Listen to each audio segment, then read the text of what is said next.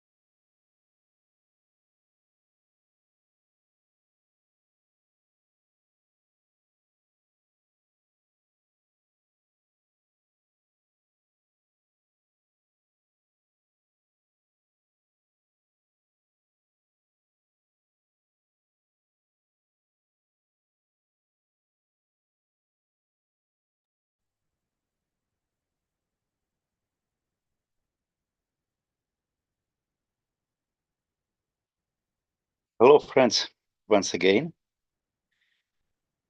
Joel, are you with us?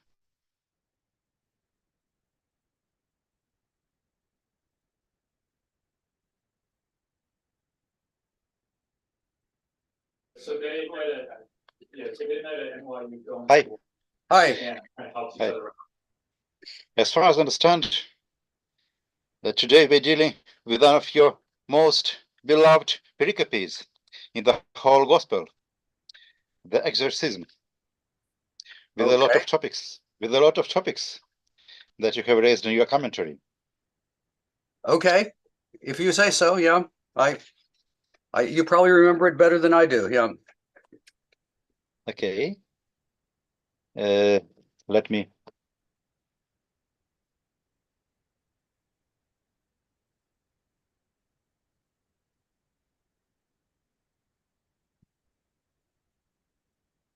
First show you our diglot. All right. И, может быть, давайте прочтем первый стих. Ирина, вы готовы прочесть первый стих по-гречески?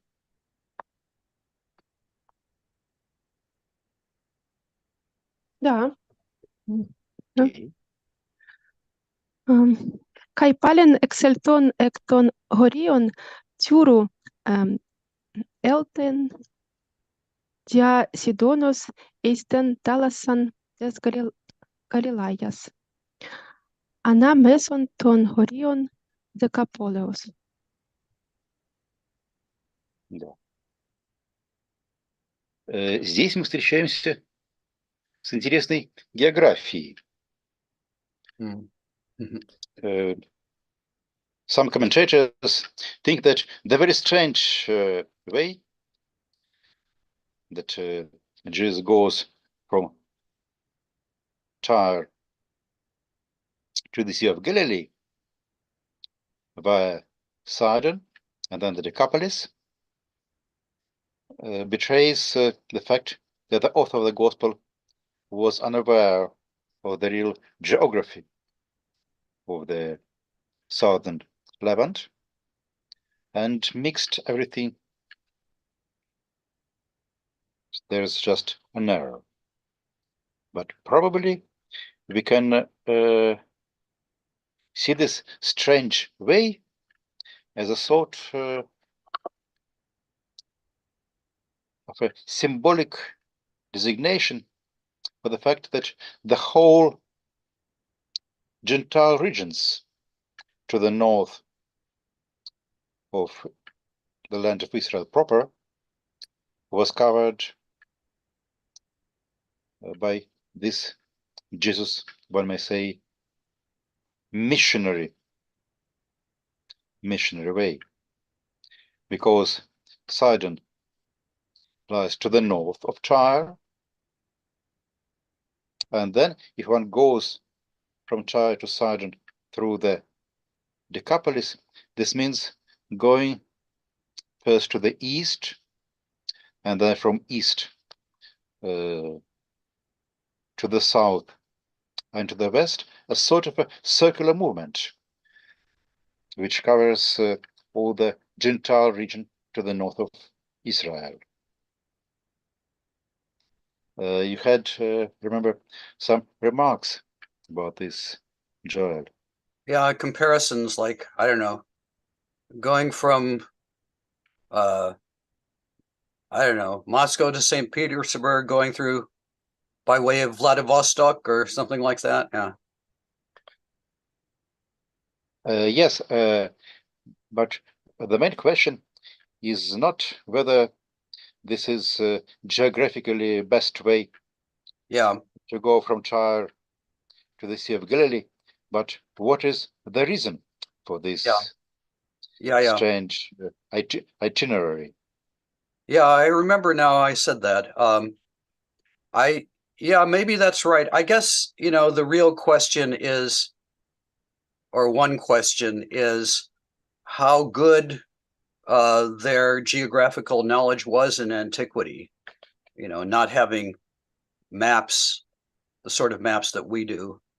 You know, would Mark know the geography well enough and expect his readers to know it well enough that they would, you know, that they could understand that this was supposed to be symbolic of a tour of Gentile regions.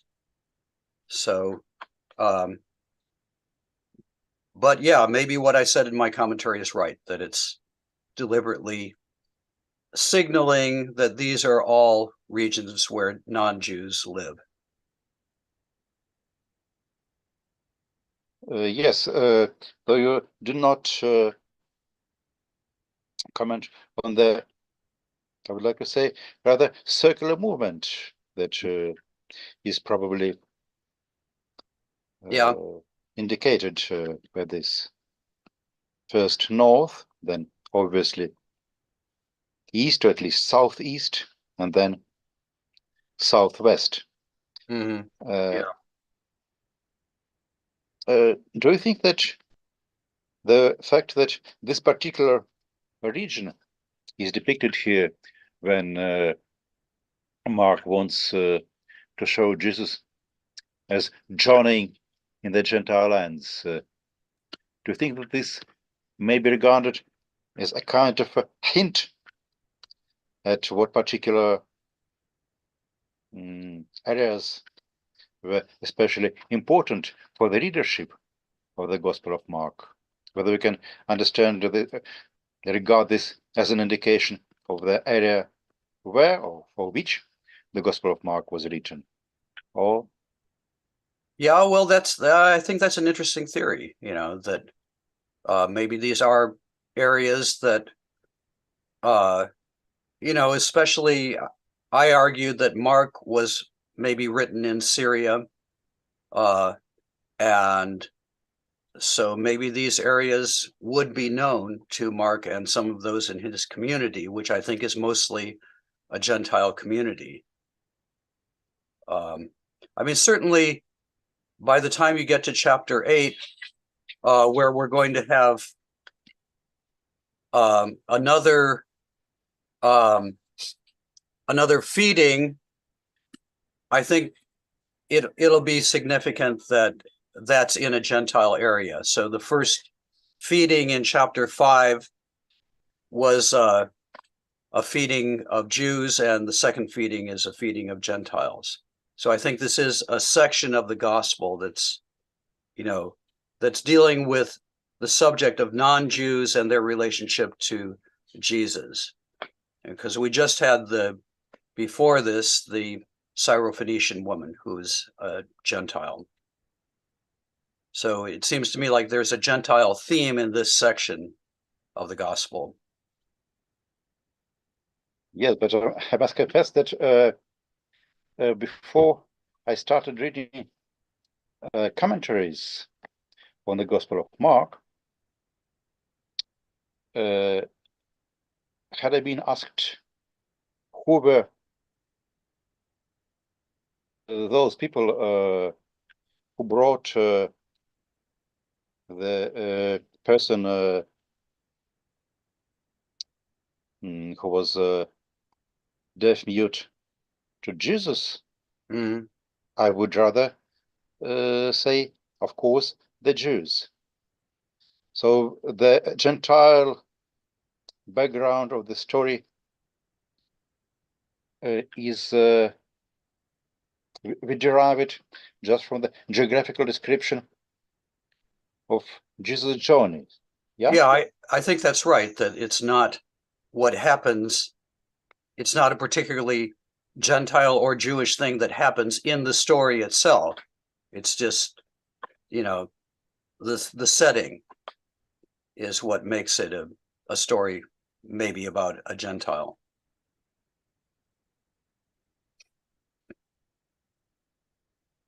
Okay. But I do think, like your suggestion that, maybe some of the locations that stories show reflects the origin of the stories is that's an interesting and worth thinking about suggestion.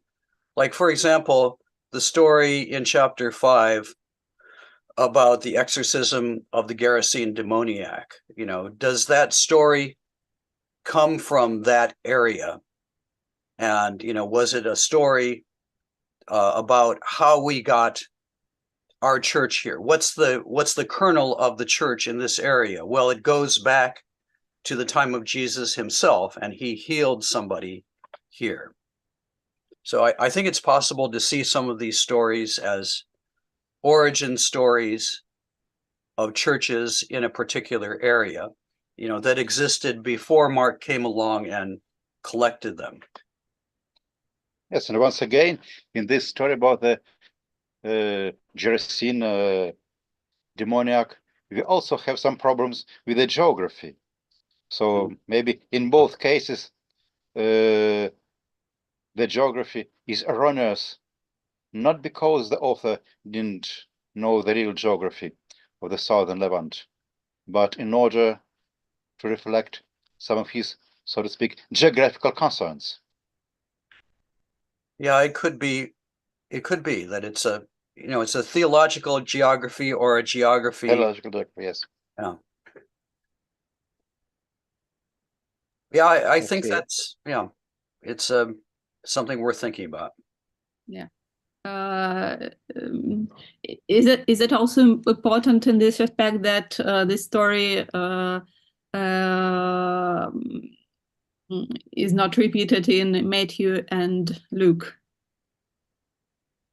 Yeah, well, it is interesting, the things that Matthew and Luke don't repeat. I mean, it's kind of a strange story as we go on, and especially like the healing technique has elements that are kind of magical. So I guess I have thought that was the reason that they didn't repeat it. Another healing story in chapter 8 is the story of which this is sort of a doublet of, is the story of the healing of the blind man in 2 stages, where there's also some kind of magical techniques that Jesus uses, and where he has some difficulty in performing the healing. So I think in both cases, maybe Matthew and Luke leave these stories out because they're kind of weird and sort of magical and difficult to reconcile with just the view that Jesus can heal anything just by his word. In both cases, there's kind of a struggle that's going on.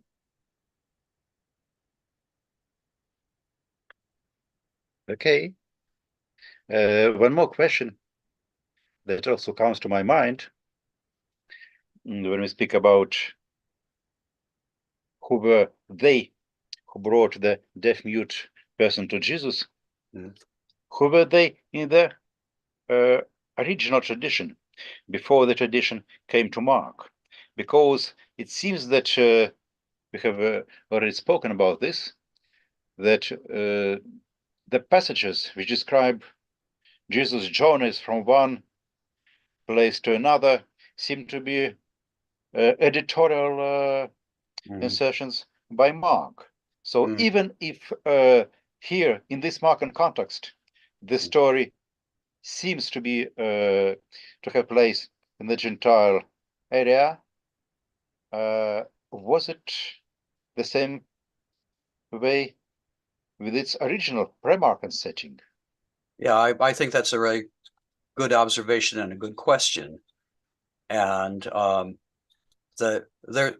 as I said before, it doesn't seem to me that there's anything in the story itself that says this is Jewish or this is non-Jewish.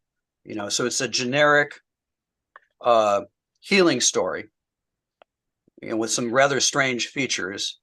And as you say, it's the frame which has probably been supplied by the gospel author himself that, you know, makes it part of this theological geography.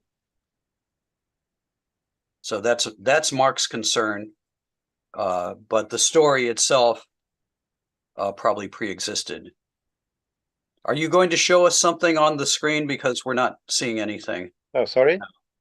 We're not seeing anything on the screen right now, except each other's lovely faces. Yeah. There we go. Nice. Okay. Yes. I suggest that может быть, Ирина, вы прочли бы следующие 4 стиха, 32-35, потому что это такая связанная история, а потом мы бы уже поговорили немножко про русский перевод и дальше про то, какие тут комментарии можно к этой замечательной сцене сделать. Ира, вы с нами? Да. Да. Тогда стихи 32-35 ваши. Kai ferusin auto kofon kai mogilalon kai parakalusin auton hina epite auto ten heira. Kai apolabomenos auton apotu ochlu katedien ebalen tus dactylus autu eita ota autu. Kai ptiusas hepsato tes glosses autu. Kai anablepsas eiston uranon estenaxen kai legei auto effata hoestin dianoi ti. Kai euteos enoigesan autu hai aquai. Kai elute hodesmos ten glosses autu kai elalei ortos.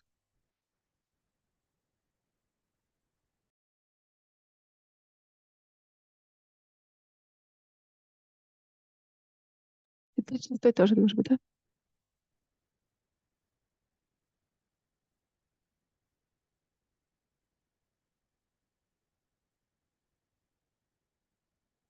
А 36-й прочесть?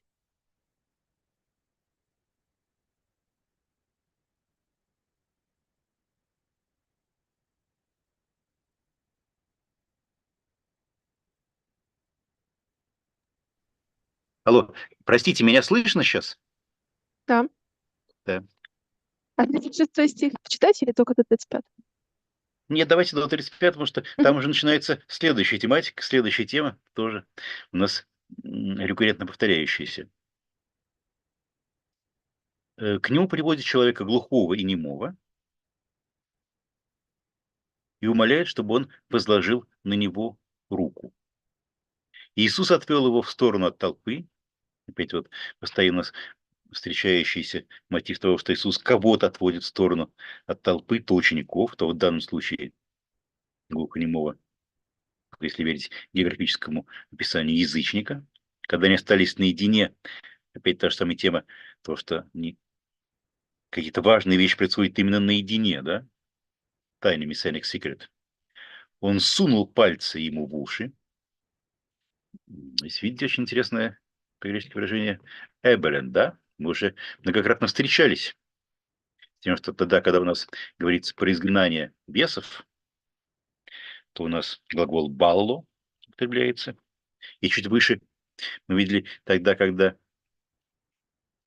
у нас бес вышел из молодой девушки, она была брошена беблеменон эпитен клинен. Вот, и помните, в самом начале у нас, когда речь идет о том, что, как называется действие, после крещения Иисуса, говорится, что пневма экбале, тон Иисун, дух буквально выбрасывает Иисуса, да? Такое ощущение, что вот этот глагол очень часто он здесь встречается, как правило, с префиксом экбалло, когда речь идет про изгнание демонов, но что вообще это какой-то такой очень важный для Марка глагол, важно, что подчеркивает некий такой вот насильственную сторону сообщения между миром, который несет с собой Иисус, и миром демонов, да? И здесь у нас же тоже схватка происходит, хотя эксплицитно не говорится, что какого-то демона Иисус отсюда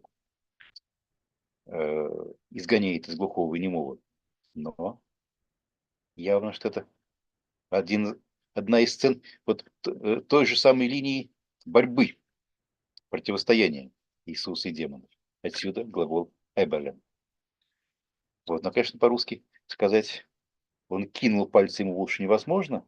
Тем не менее, я пробовал передать это каким-то таким наиболее из подходящих сюда глаголов, наиболее жестким. Он сунул пальцы ему в руки. В синодальном, кажется, он вложил пальцы ему в руки. Но, конечно, здесь это совершенно было бы неадекватно для перевода греческого «эбелем». Окей, да. Сунул пальцы ему в уши и, плюнув, коснулся его языка, поднял глаза к небу, простонал и сказал ему «эффафа», что значит «откройся». И тотчас отверзлись уши его, и развязаны стали узы его языка. Опять же, очень интересно здесь глагол «элюта», да? У нас в магических заклинаниях, это время в магических текстах, очень часто тогда, когда речь идет об освобождении кого-то от демона, употребляется как раз глаголы семантикой развязывание, отвязывание. Про это недавно как раз был доклад Алексея Кимовича Лявданского, вот ровно именно про употребление глагола развязывание, глаголов развязывания в магических заклинаниях, направленных на борьбу с демонами. И он стал говорить ясно.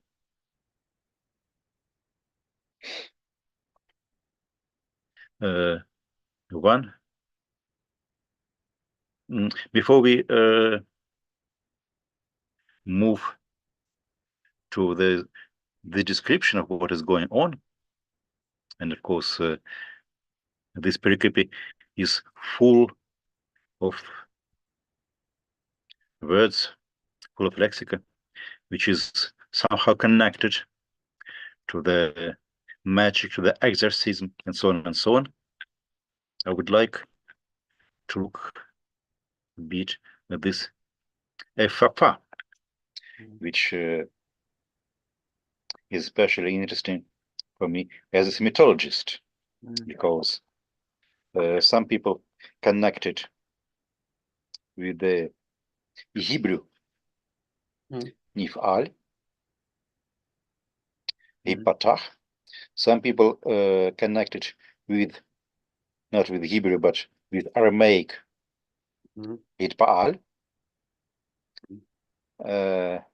And I would like just to share with all of us two passages that I found in the Talmud, in the Targum, following your commentary, child, where we have a clear indication that the assimilation of the consonants in the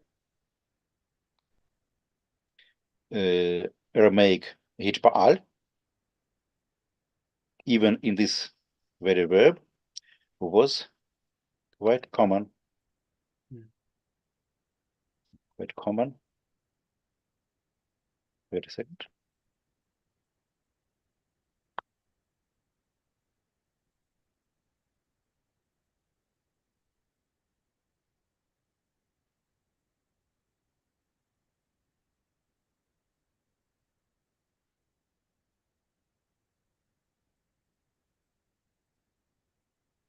Yes, that's two passages from the Palestinian Targum, different versions of Palestinian Targum, Targum Neofiti, and the fragmentary Targum.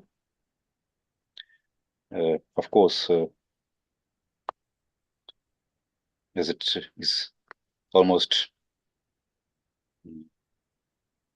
everywhere the case with Palestinian Targums, they are much expanded with regard to the Masoretic text.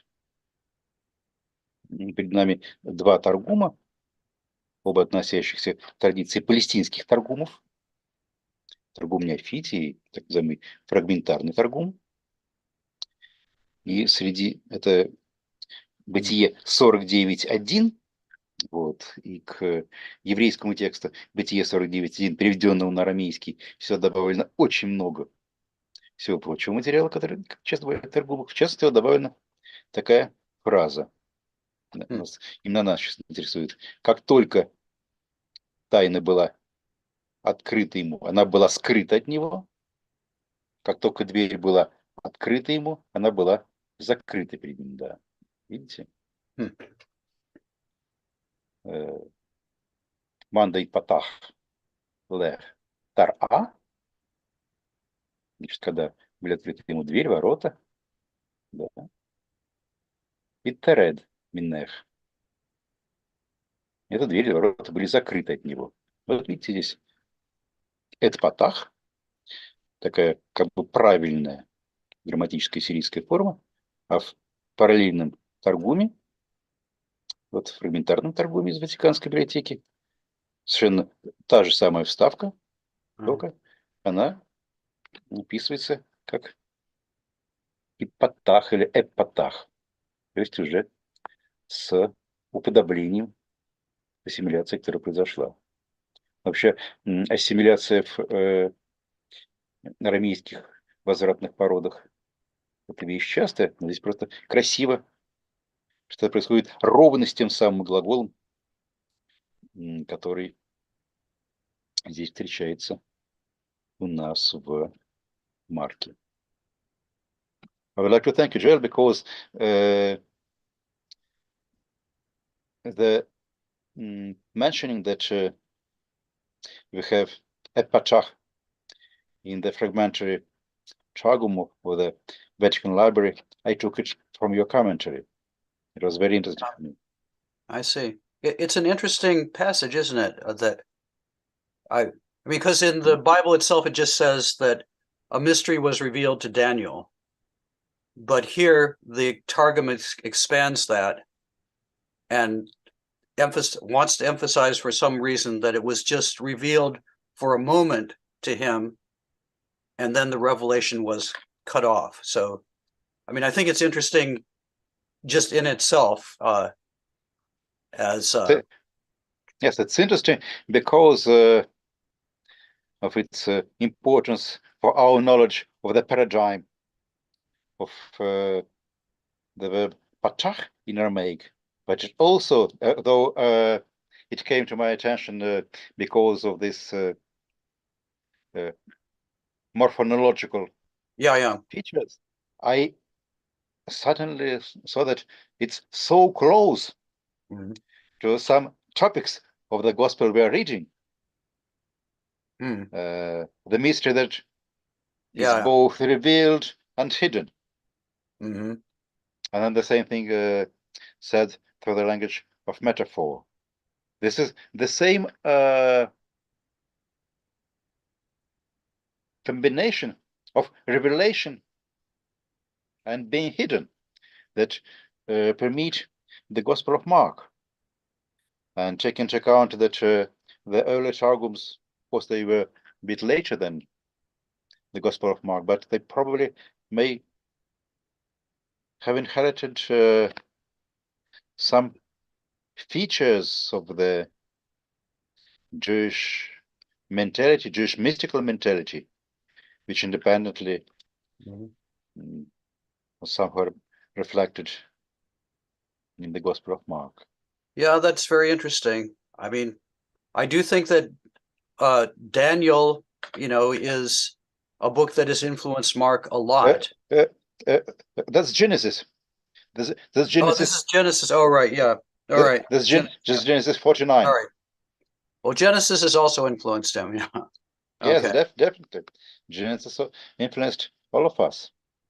Yeah. Well, Yes. but what's happening is Genesis 49 like the Jacob's prophecies? Yes, What's yes, going to happen yes. to his sons? Yeah. It's the beginning of Jacob's prophecy, and the first two lines of the Targums correspond more or less to the Hebrew text, and then we have a lengthy additions which somehow reveal to us how was revelation perceived in the time of the Targum, and it was perceived, as you see, as a combination of something revealed and something hidden. The same thing we have here in Mark. Yeah. Very interesting. Oh, that's interesting. That would be an interesting idea to try to develop, into an article or something.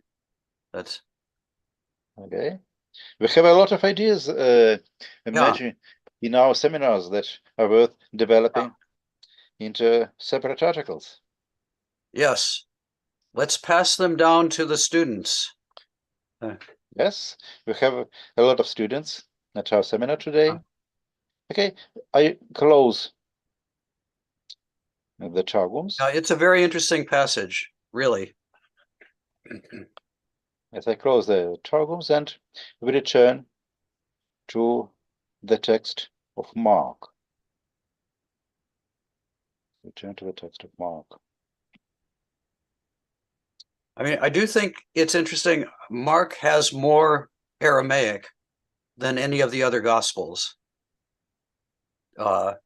And, presumably he's gotten it from his traditions, but still he preserves more Aramaic than, Matthew and Luke when they don't repeat this story.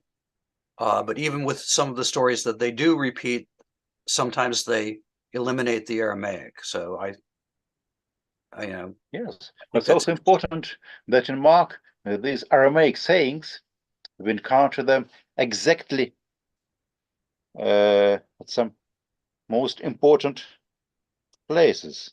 For example, when Jesus brings back to life a dead girl. Yes, and in both cases, it's in a healing context. And I mean, it may be that the Aramaic is retained partly because, for at least some of the readers, it would have been exotic. And, you want to get back to the original words, which were words of healing, magical words. So, in both of those cases, in the healing of the dead girl,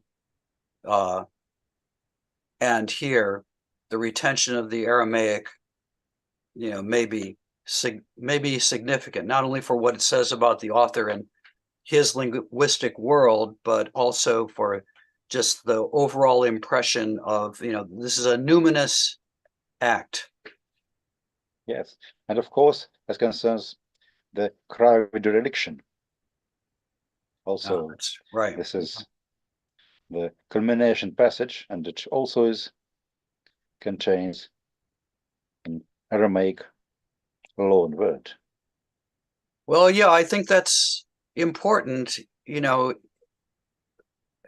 an important comparison because, of course, there is sort of this contrast between the first half of the gospel where Jesus is acting in this powerful way and the ending of the gospel where he seems to be powerless and he dies, with a cry of despair on his lips.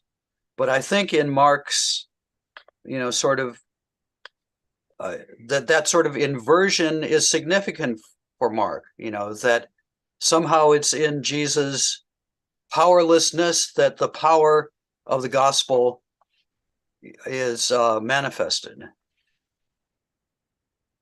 Yes, and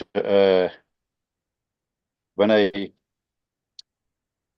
read your commentary, I saw a lot of parallels that you made there before, between what Jesus does and what we can read about the magic practice or exorcism practice in the time of Jesus.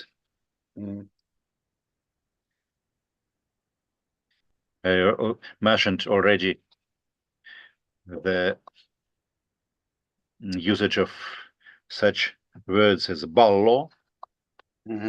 Ballo. Do you see my mouse on the screen? Yes. No, we don't see your face. But do you see? See the mouse? We say we see your Yes. mouse. I thought you said mouth. No, I can't see your mouth because I can't see your face. Yeah. Okay. But I can see your mouse. Yeah. Yes, and luo, which is also very important. Yes. Then of course, the very idea that healing may be somehow helped by spittle. Yeah, I had a lot of fun researching spittle for my commentary. And yes. And I at that time I was in Glasgow and Dale Ellison was visiting, and I said I'm researching spittle, and he said, "Oh, I have 10 pages of notes about spittle." So but yeah, I mean it's fun to think about. I mean, for one thing, he doesn't tell you where Jesus spits. Does he spit on the ground? Does he spit on his hands and then touch the man's tongue with his hand? Or a possibility, which is suggested by a parallel in the Talmud somewhere, maybe he spits in the man's mouth. But in any case, there's something magical about spittle. And this is one of the parallels with the healing of the blind man in chapter 8. There also he spits. And spittle is like spirit. It's something that comes from inside of you. So it partakes of your essence, but it can also travel outside of you and communicate itself to other people. But this seems like real magical stuff, and as you say, I think it's right that there is a demonic undertone to this narrative, especially because of Ballo and Eleuthe. Mm-hmm.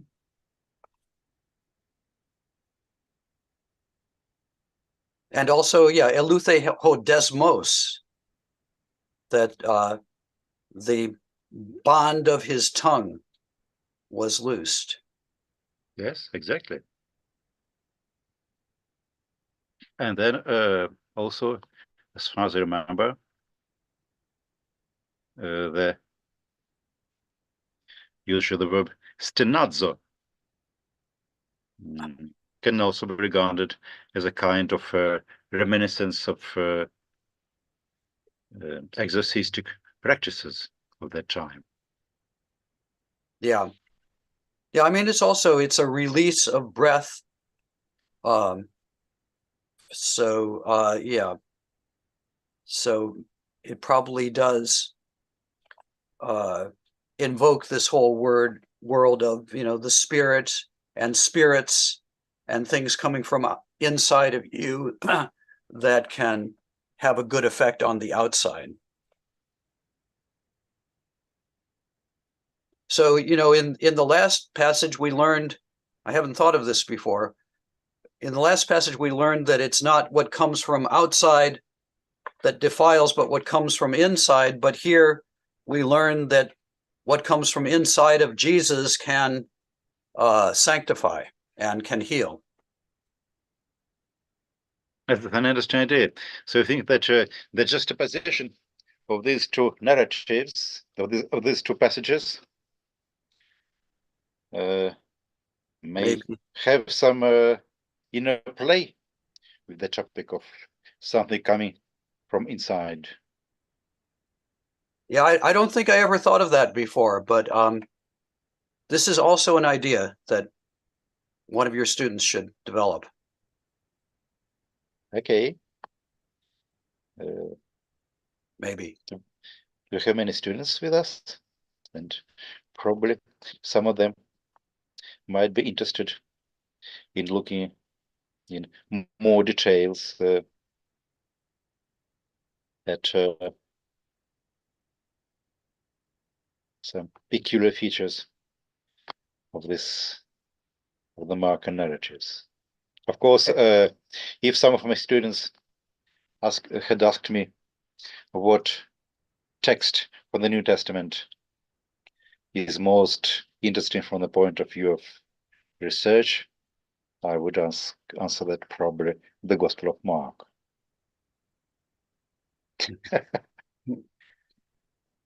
I agree. Yeah. And I mean, I think it should be said, like, not everybody believed in demons in the ancient world. I mean, it seems to me like this is real folk kind of belief.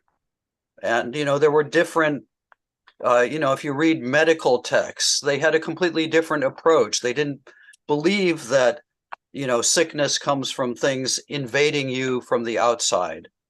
But, there's much more, elite interpretation would talk about the different humors inside the body and bringing them into balance. But this is a different kind of conceptuality where the body is open to invasion from outside forces, and healing means expelling those forces. So it does seem to me that it comes from a different sort of world than the elite world of the doctors. Yes. One more very interesting thing that I found in your commentary. I would even like to put a page from a commentary on our screen. Георгиевич, а вас не видно по-прежнему. Меня не видно. А теперь? Теперь меня видно? Yeah.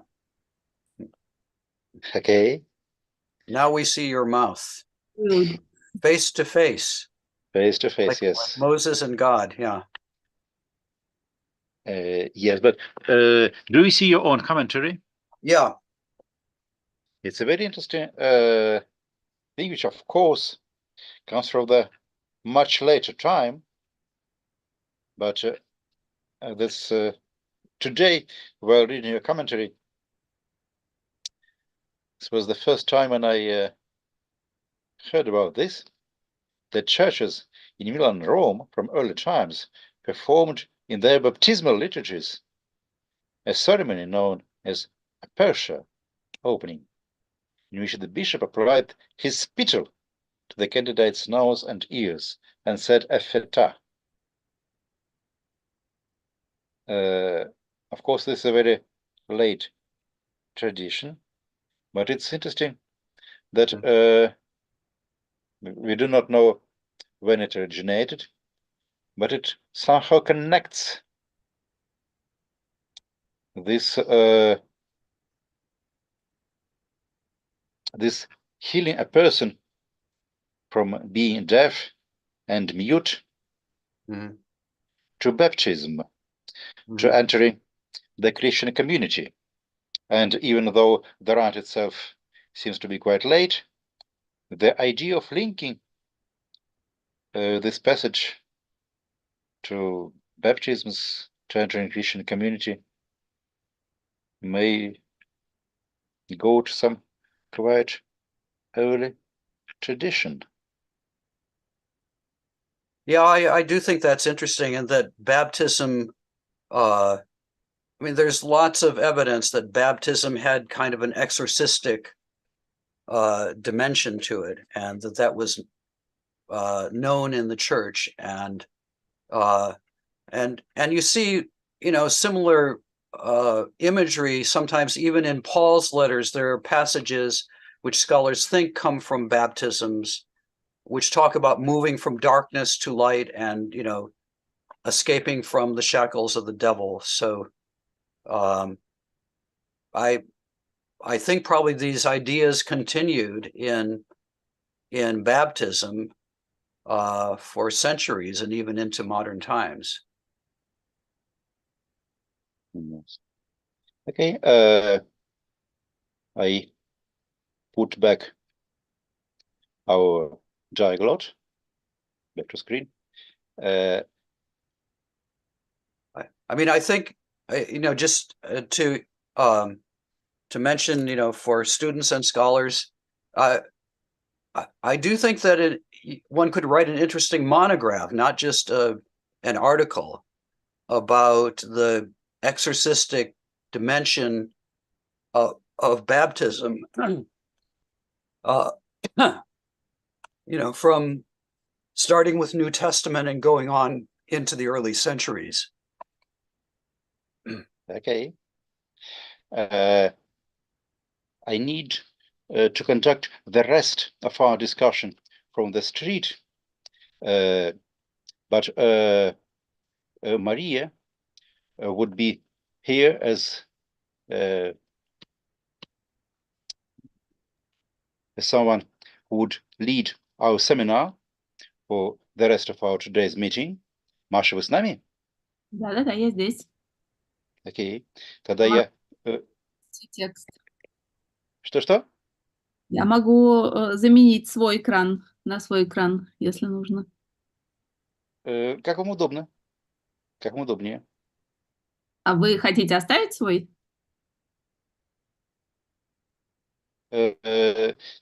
Может быть, лучше было бы, чтобы вы вывели свой экран.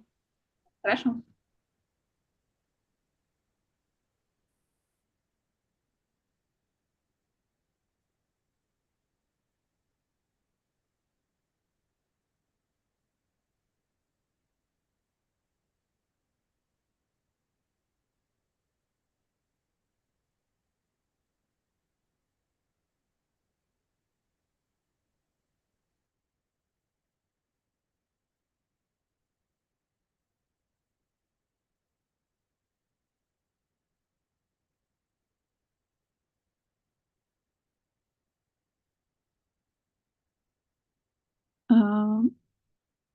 Yeah, okay.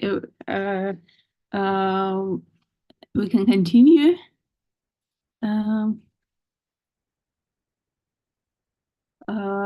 Да, вот такая еще интересная вещь, которую мы не обсудили еще, и то, что я увидела в комментарии у Аделы Коллинз, это разночтение в 33 стихе в рукописях, относительно того, как именно какое именно действие совершал Иисус. Я сейчас покажу. Joel, as far as I remember, you do not discuss in your commentary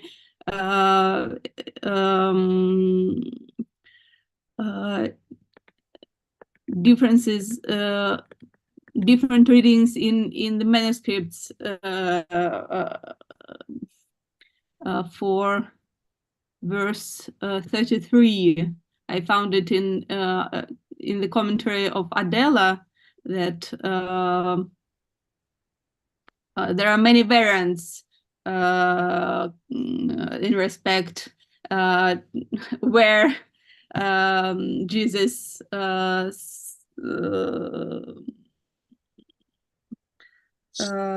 spilled and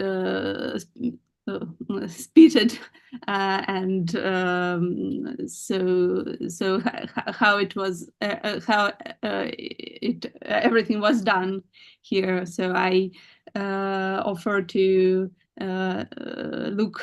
Yeah. It's okay. We can talk about something that Adela has that I don't have. Yeah, yeah. It's okay.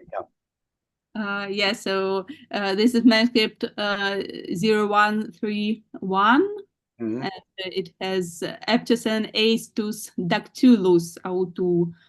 So he spit on his fingers and then put them into the ears of deaf men. Yeah, and so that is, I said before, like probably the original text, it's not clear where he spits. So this explains where he spat. Yeah. That's good. Yeah, because in and another variant is Ebalentus Dactylus autu kai Psuses Eista Orta autu. All right. Epsata as glosses autu. So yeah. So that's another theory about where he spat. Yeah. Another variant. Yeah, but it's nice that manuscript variants correspond to your ideas how it was done. So it's you think alike with the scribes. Yeah. Mm-hmm. Yeah. That's interesting. Yeah. Another thing I wanted to discuss is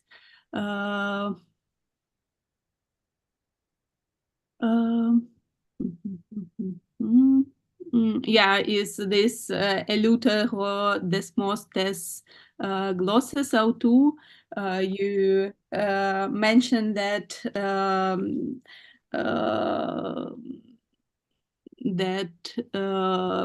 Mogellalon is hapax in New Testament, and it occurs on the ones in Isaiah. So it could be an allusion to Isaiah 35:6, I think. Yeah. Yeah. Well, and don't we possibly have an allusion to Isaiah at the end of the passage? What this he has done all things well. In verse 37, I think people see an allusion to a different or maybe it's from the same chapter, actually, chapter 35. Yeah, 5:6. Yeah, I just wanted to mention that I think it's well-known thing, but somehow it's not mentioned in the commentaries I read for today, that this phrase in Mark, desmostes glosses autu, is sometimes considered as an allusion to probable double meaning or homonymous root for this ilem, Hebrew ilem, because there is root, Hebrew root, Aleph Lamed Mem, which means to bind, but it's used only once in Genesis 37:7 about binding sheep. Yeah, but it could be known, and so there is an idea that the basic meaning of this root Aleph Lamed Mem is to tie or to bind, and that this Nifal Ne'elam, to be dump, is actually to be tied in mouth. Yeah, to be with tied mouth. That's interesting. I didn't know that there was an etymological connection. It's not sure. I'm not sure that it is an etymological connection. It looks like this verb, ilem, to bind sheaves, which you see here. It could be denominative verb from sheaf. Yeah, and it occurs only once, but yeah, probably were known to native speakers, and so they associated them somehow. Yeah, and both roots occur in Aramaic as well. So if we think, if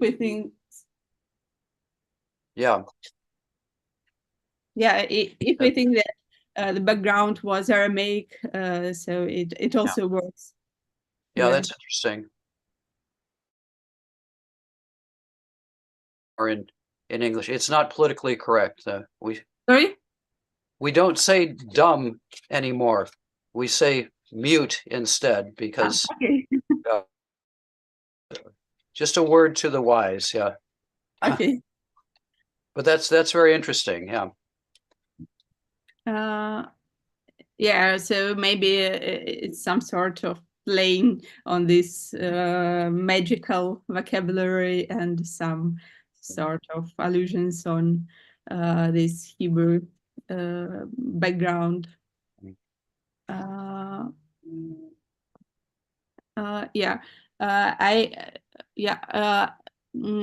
also wanted to share some. Maybe I said it in Russian.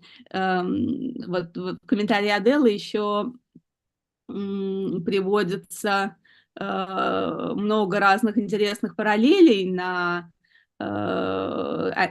из античной литературы о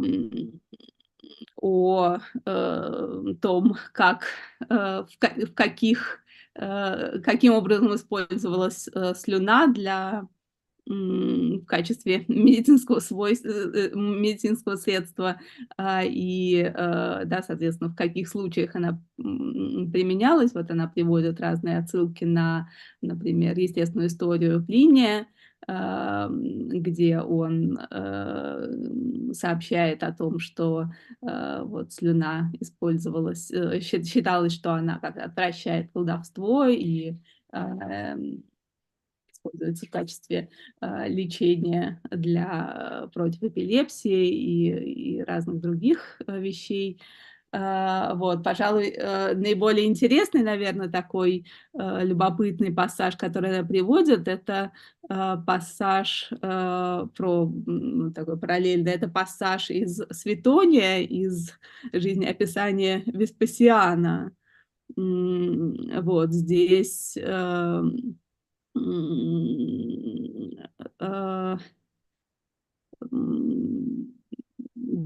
ну, давайте я, наверное, я даже вытащила его специально по-русски, там есть, и вот, сейчас я покажу этот кусочек.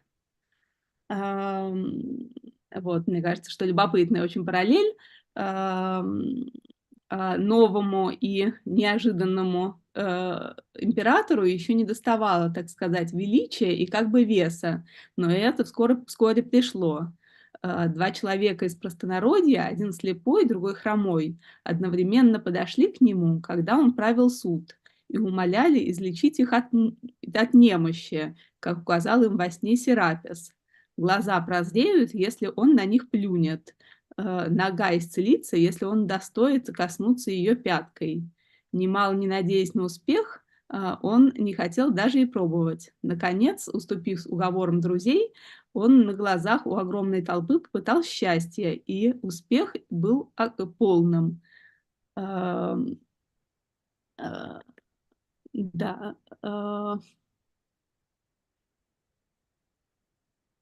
I mentioned this numerous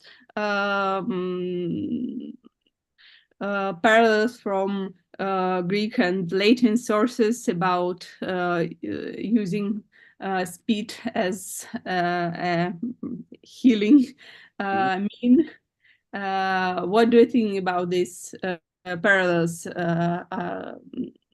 Why they're important for our text? Yeah, I guess it just shows that, you know, throughout the ancient Near East and the Roman world, that spittle was known to have was thought to have magical properties. So, you know, very common and also found in Jewish texts. So. As I remember, there is no spit in Hebrew Bible. Am I right? Yeah, I can't remember any spit in the Hebrew Bible.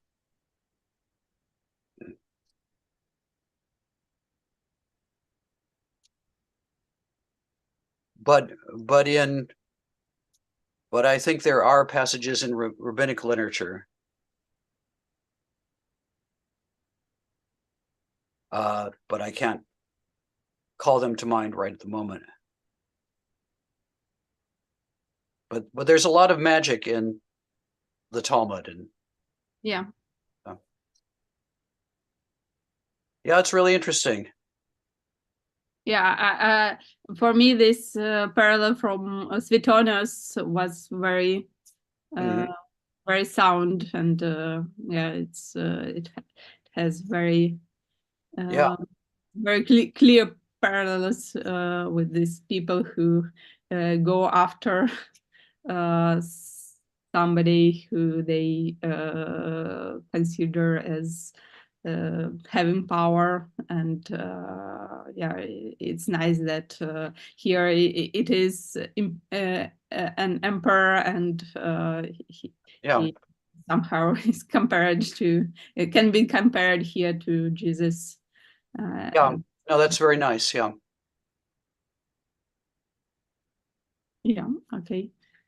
1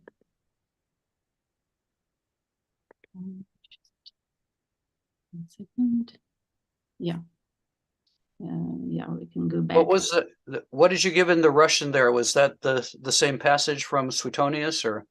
Yeah. Okay. It was the same passage from Suetonius. I just read it in Russian. Yeah. And another question I wanted to ask and to discuss is, how do you think are this particular story of healing and maybe some others, do they have any connection with Old Testament Old Testament stories about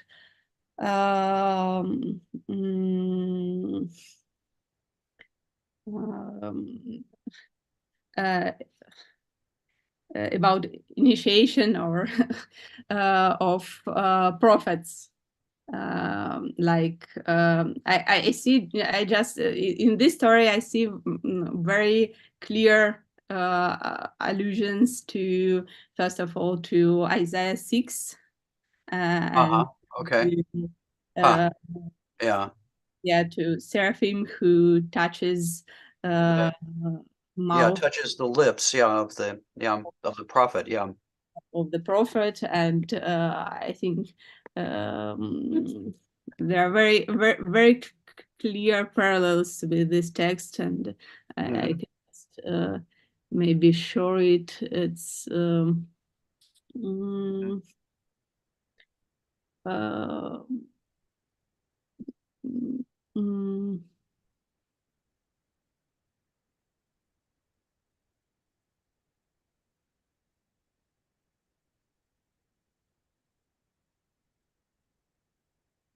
yeah, so it's verse 7. Kai hepsato to stomatosmu, kai Okay. epan idu hepsato to ton heleon su, and apheleita anomia su, and so on.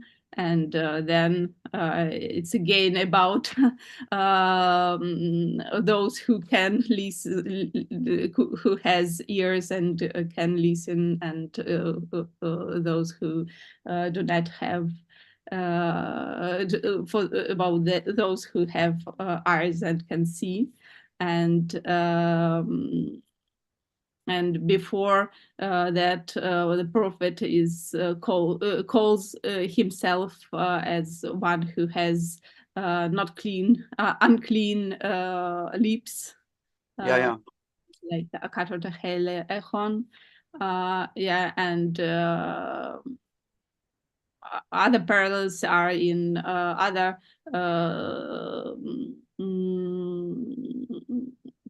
there are other parallel stories, and they also have some connection with this text. First of all, Exodus 4, story about Moses has a speech Moses, impediment. and he also he calls himself as one with who had difficulties with kaved pe, so and kaved shon. There are different Greek words, but the meaning is the same. Logos, And then there is again a revelation from God about this poiesen duskofon kai kofon bleponte kai tuflon. So it's again the same idea about God's power behind that, and healing blindness and deafness. and it's interesting that in the next passage, Septuagint has closer text to Mark than Hebrew, because God says, "Ego anoixotos tomasu," I will open your mouth, but Hebrew text has, "I will be with your mouth." So it's a bit different. That is interesting. That's significant. The third passage relevant is from Daniel.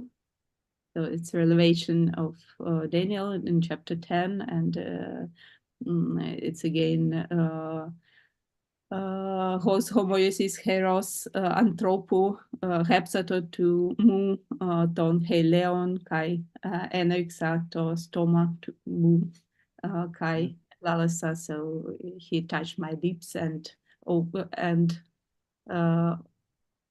I opened my mouth and started to speak. For me, it's interesting. Not just it's maybe these passages can just have common a magic background. So in these stories about prophets, yeah,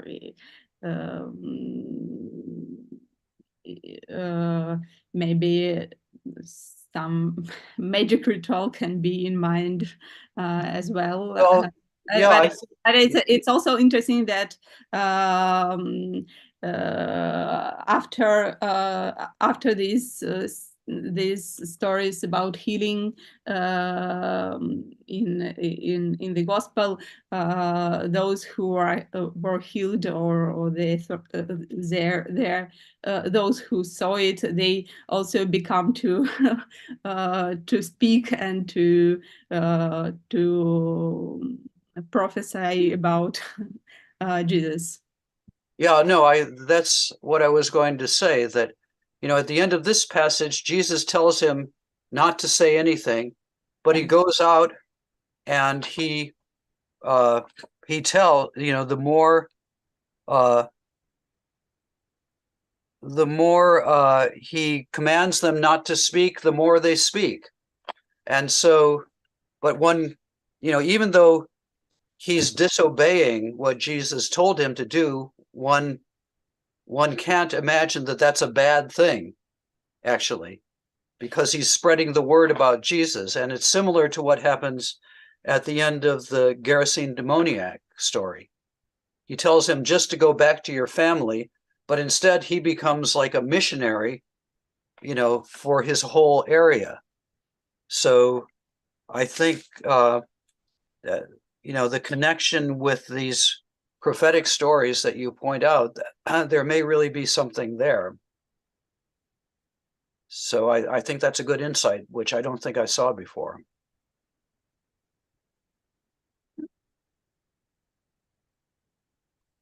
I don't know if it's Please. interesting to look at the book of Sirach. There's one verse about spitting. If it's good now to do in the chapter 28, 12, I think. Yeah. Although in Russian it is 14. Could you please repeat, Sirach? 28, 12. Chapter 28, verse 12.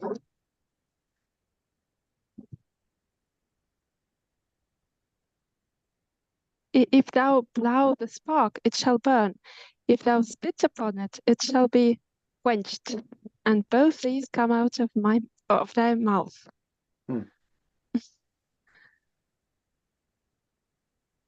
That's interesting. Yeah, it's more interesting to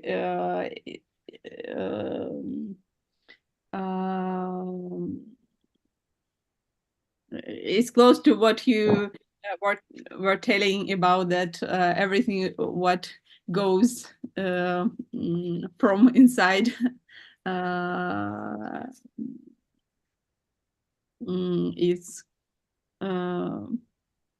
is good, is clean. Yes, it helps. So this spitting helps stop the fire. Yeah, I mean, it's kind of just a wisdom saying, you know, like, yes, it's funny that, you know, pretty much the same action can have opposite effects. So it's sort of like some observations that you get in Proverbs and so on. But it does definitely associate spitting with what comes out of the inside. So I think that's significant. and it somehow helps to heal, maybe. Stop something bad, no, stop the fire. Yeah. In some sense, it's like healing. You know? Stopping the fire is like healing. Yeah. Or starting the fire. I don't know. Yes. But in the one case, if you blow on the fire, it gets bigger. But then if you go a little bit farther, you put it out. No. it has a positive meaning. Well, spitting has positive meaning here, and in Yeah. Mark also as well. No, somebody should do a monograph on spitting in the biblical tradition. Good, Yeah. good dissertation topic. Yeah. Yeah. Yeah, maybe we can go further. Yeah, it's interesting that what was opened after this saying is "Hai ako ai." How do I understand it? Is it just ears, or it's listening, or what does it mean? I guess I thought it was his ears, but yeah, but maybe because of the plural, right? But yeah, certainly maybe both the ears and what the ears do is implied. Yeah, it's interesting that it's implied that listening is needed in order to speak. So ears were opened but he started not to listen but to speak after that. And well, yeah, I mean this person, he's both, isn't he described as both deaf and mute? Yeah. He can't hear and he can't speak. So Yeah. at the end of the story, both of those conditions, both of those impediments are released. Yeah, and then I was thinking about this elale ortos. Yeah, is this ortos ambivalent? So it's like he speaks clearly, but also he speaks right things about Implication, yeah. Yeah, I like that. That's good. And Yeah. he speaks rightly, and to speak rightly is to speak about Jesus, which is what he goes on to do. Yeah, just because it looks like there are quite a lot of such ambiguous words which are which work in two directions, in this literal meaning, with this literal meaning, and also with this I don't know, it's not like a eschatological dimension, but more like dimension of a reader who already knows everything. Yeah. That's good. Yeah. Yeah, and yeah, in the last verse of this pericope, of course,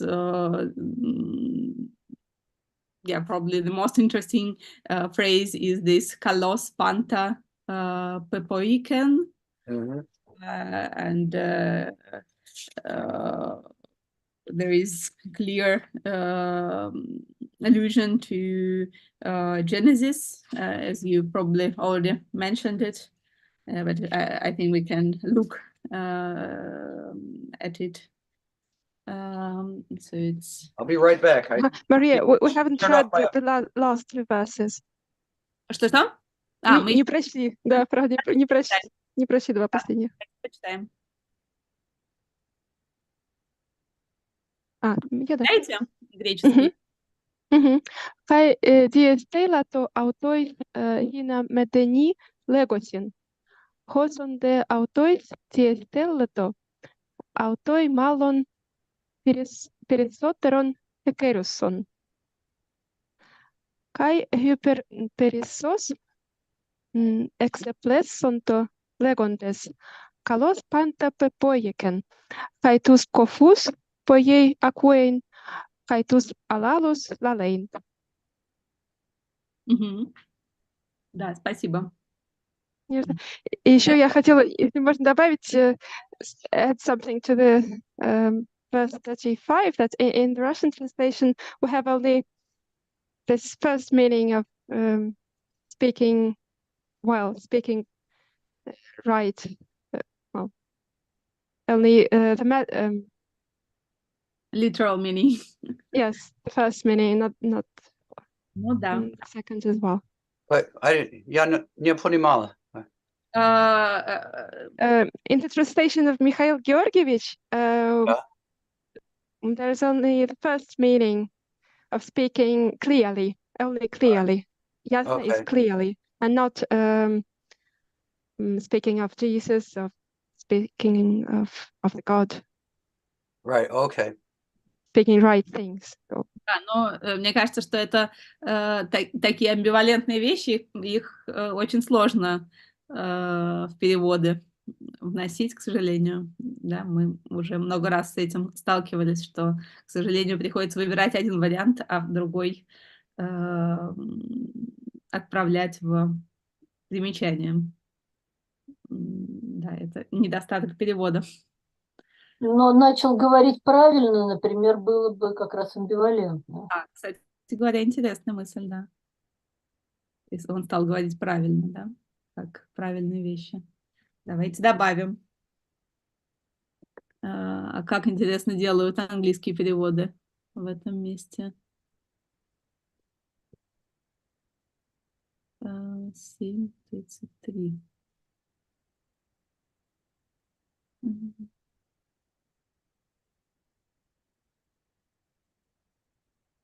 Yeah, we discuss whether we can save these two meanings of orthos in translation, and Mhm. I decided to check how English translations deal with it. Yeah, but it looks like they all I have here, they just translate plain, so just clearly, but maybe Luther recht implies Yeah, правильно, yeah. this ambiguity. Yeah, and Larissa said that maybe we can use here instead of ясно, use правильно. Yeah. Because it has it's the same as recht in German, and so can be ambivalent as well. but are we really sure that there are two meanings? Maybe if only this first one is important. And we're not sure if there are really two meanings. Yeah. Well, yeah, I mean, I wonder, does Mark use orthos? Otherwise, I can't remember other passages. I'm looking it up in my concordance. I don't think the word occurs elsewhere in Mark. Yeah, no more orthos. Yeah. I mean, it's always a problem, when a word in the source language has two different meanings, both of which maybe the author was trying to get across. And then in the target language, there isn't that same ambiguity.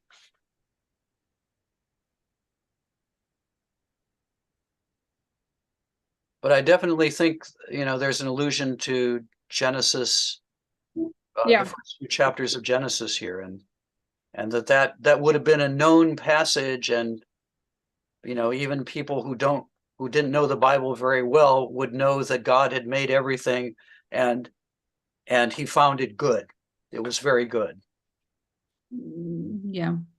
So, when you were talking before about Isaiah chapter 6, that also was a very famous passage, and it later entered into the liturgy. And so, with well-known passages like this, it becomes more probable that, the author and maybe at least some of his readers would recognize the echo of the Bible. So you think this my idea that there are allusions on Isaiah or on Exodus, it is probable, and At least possible, and I guess, I always wonder, okay, maybe the author, he knows about this illusion, and maybe some of his hearers would get it, and maybe some of them wouldn't. But, trying to figure out how much they would have known is, becomes speculative.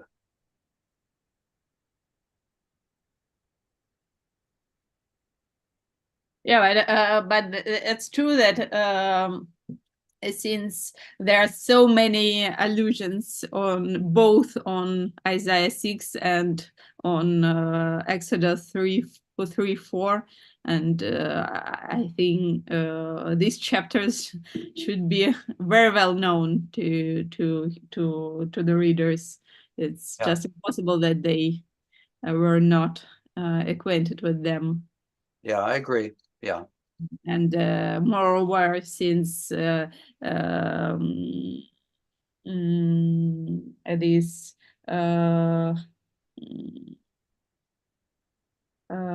these sayings from Isaiah about from Isaiah 9 and 6, 9, 10, they are repeated in different ways so many times in this gospel. It's just impossible that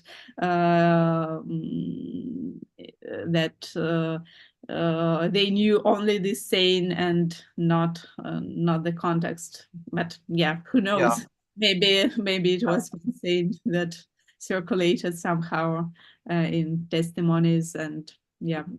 Well, and I think, and I'm going to have to go after I say this, but I think, the Genesis stuff is significant, for the overall theology of the gospel, because if hearers recognized that the creation story was being echoed, then this healing, it's not just this one man was healed, but there's something new happening, and that it fits into an overall eschatological framework where what's happening with Jesus is a recreation. It's a beginning of a new world,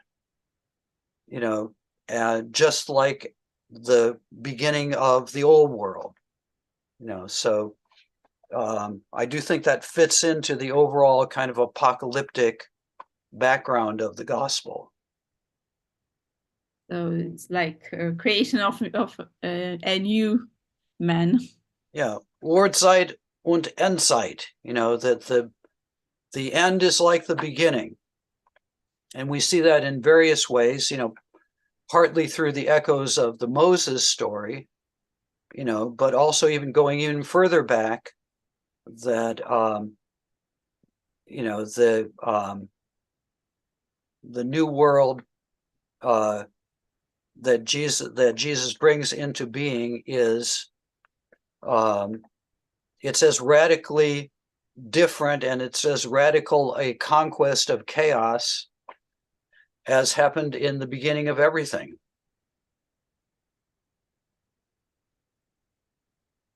So I'll leave you with that to think about for the next week, and I have to go. Yeah. Thank you very much, John. So will you meet next week too? Yeah, that's a question, because since we have Christmas 2 weeks later than you, so I mean, it's fine for me. so if it's fine for you, yeah,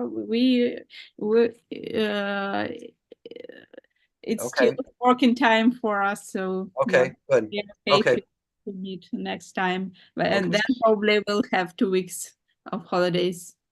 Okay, good. Okay, see you next week. Thank you. Bye. Да, но мы можем прочитать эту цитату, на которую аллюзия, и на этом, наверное, закончить. Да, но это, наверное, хорошо известный знакомый всем пассаж.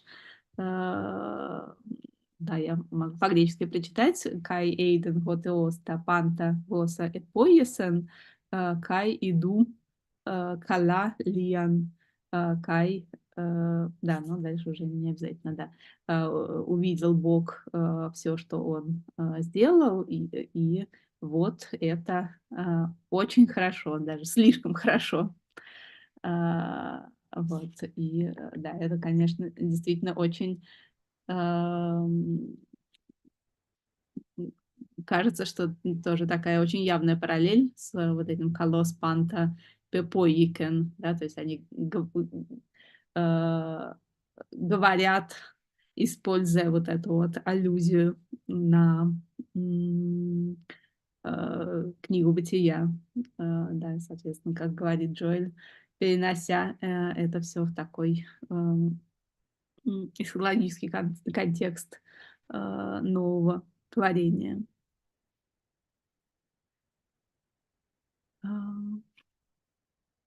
Ну что ж, спасибо. Есть ли какие-то вопросы, соображения? Какой-то был вопрос в чате. Вот Ира написала, что стал говорить хорошо. Да, может быть, действительно хорошо. Давайте тоже запишем и пошлем Михаилу Георгиевичу. Это интересный вариант. Спасибо. Мгм.